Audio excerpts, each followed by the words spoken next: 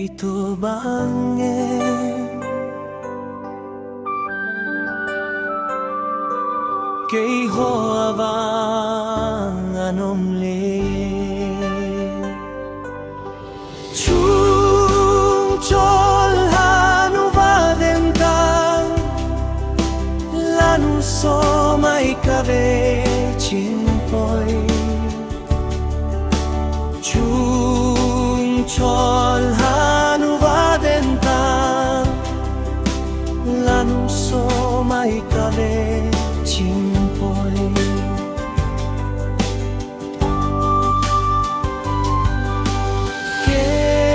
kay ho ho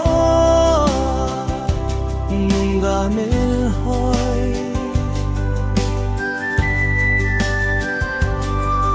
adim se atamle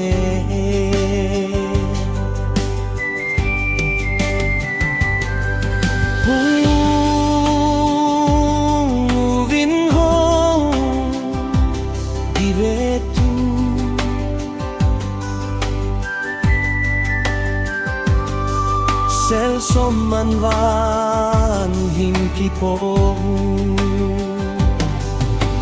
chung chol lanu vadentang lanu so mai kave chimpoy chung chol lanu vadentang lanu so mai kave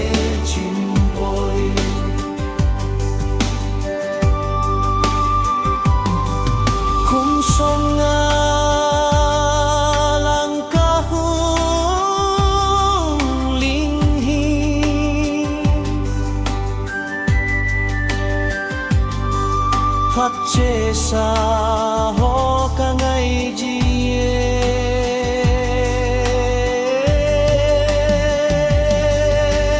chung chol lanu vadentang lanu so mai kave chimpoy chung chol hanu vadentang lanu so mai kave chimpoy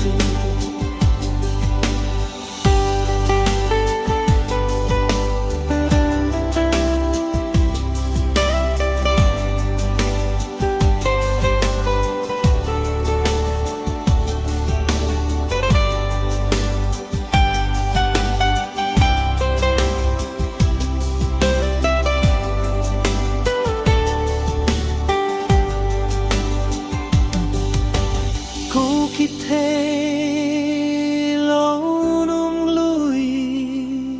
hình khô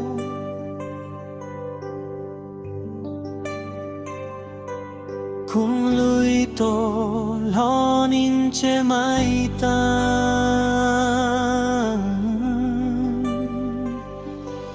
cùng lui hình khô che mai tan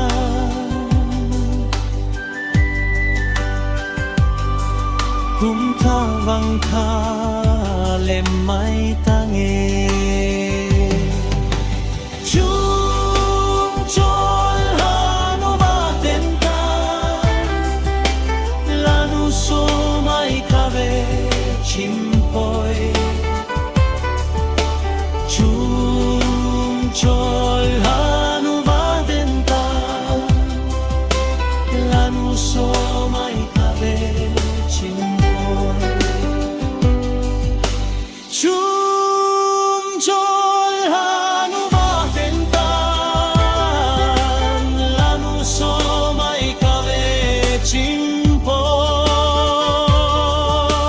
chung chol hanu vadentang lanu so mai kave chimpoy